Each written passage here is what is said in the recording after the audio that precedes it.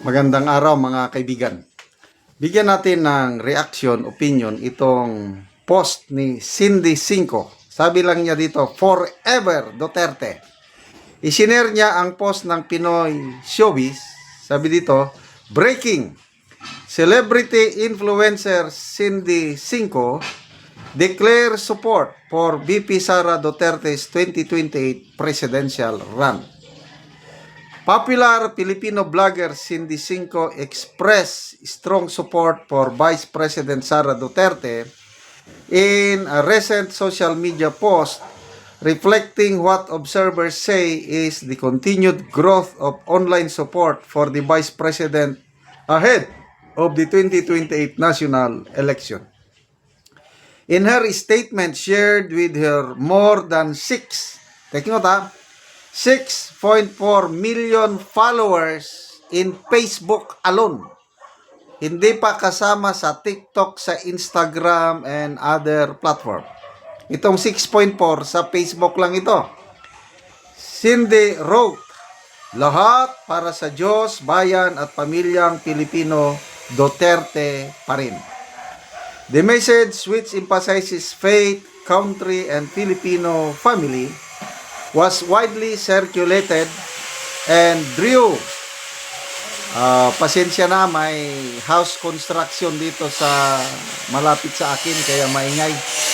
I-off ko muna. Ayun. Cinco is among several influential online personalities who have openly expressed support for Duterte, whose name has frequently been mentioned by supporters as potential candidate in the 2028 presidential race. Analysts note that endorsements from major digital influencers can play a role in shaping political narratives, particularly in the Philippines where social media platforms serve as key spaces for public discourse and political mobilization.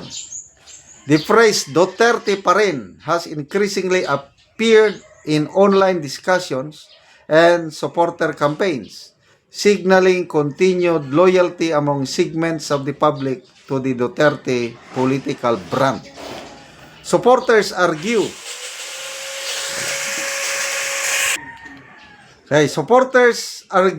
that the Vice President represents continuity of policies associated with the Duterte administration, while critics say it remains too early to determine the political landscape for 2028.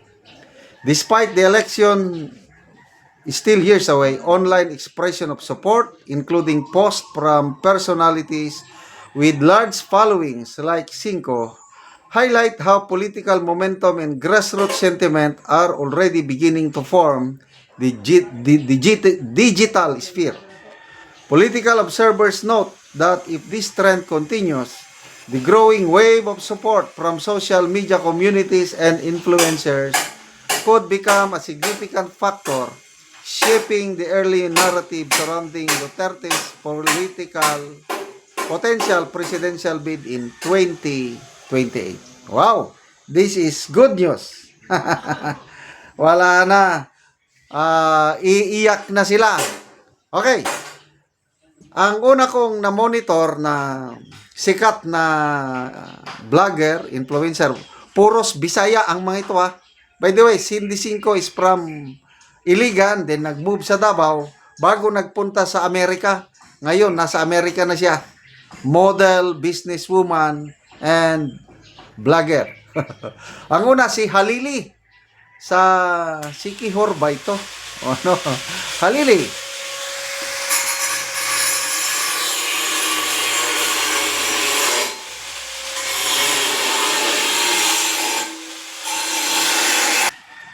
Okay, si Halili, alam ko, Bisaya, Sikihor, mas maraming followers si Halili, around 8 million ba o 12 million, kalimutan ko na. Halili.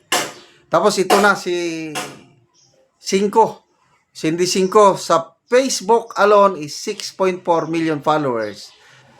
hindi ba kasama dyan sa TikTok, Instagram, at iba pang platform?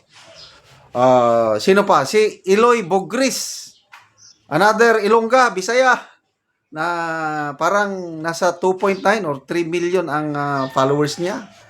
And then, marami pang iba. Idagdag mo na yan sino ito? Sasot Rogando, sina Attorney Rowena Guanzon, and many more. Ako, malit lang ako, kailang sumusuporta kay VP Sara. All Duterte pa rin. DDS, I am a proud DDS. Malit pa lang ang followers ko. But nakakatuwa po dahil iba na ang labanan. Hindi na yung mga mag-endorse, mga governors, mayors. No way. Ang labanan ngayon dito sa social media, at dahil dito sa dami ng mga social media influencers na malala ko noong 2022, si BBM, wala siyang suporta sa mainstream media. Sa social media lang siya malakas dahil maraming dahil sa Duterte connection, ang daming sumuporta sa kanya dahil sa Duterte Visayan connection.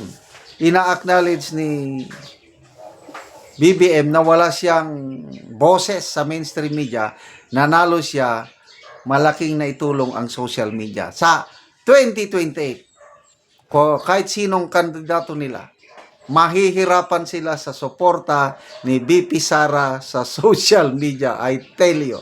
So, itong si Cindy Cinco, ganito, ni-research ko, taga-Iligan, lumaki sa hirap, halos hindi makakain, yung pinag-aralan niya, hindi ata nakatapos dito sa Pilipinas, and then nagpunta sa Cebu, nagpatuloy doon sa kanyang buhay, kaya nakilala siya bilang Cebuano o Bisaya, o Iligan in Mindanao to Cebu, and then nakapag-asawa siya ng Amerikano.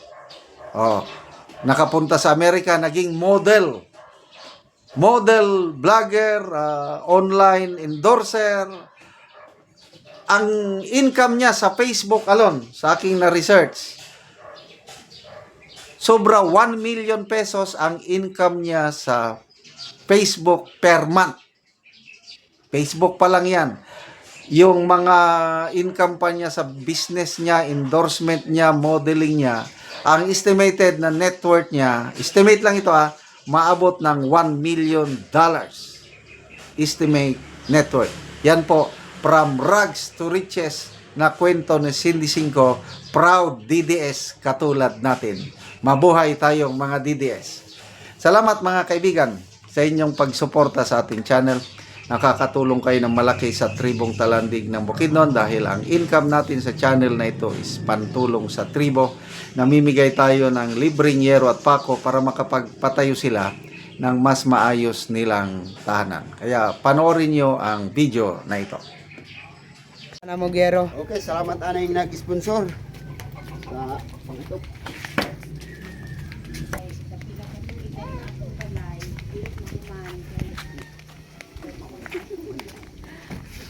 Okay, nakabot na dire.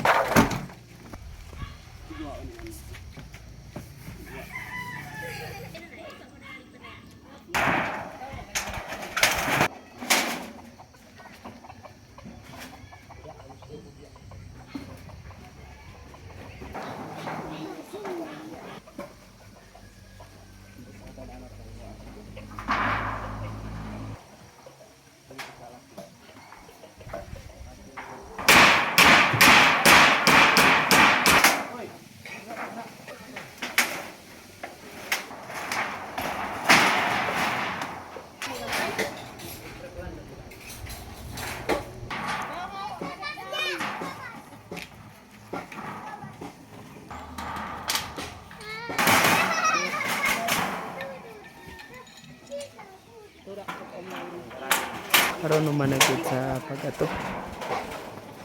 Hindot na gid nga tanawon. sa nag-sponsor aning sin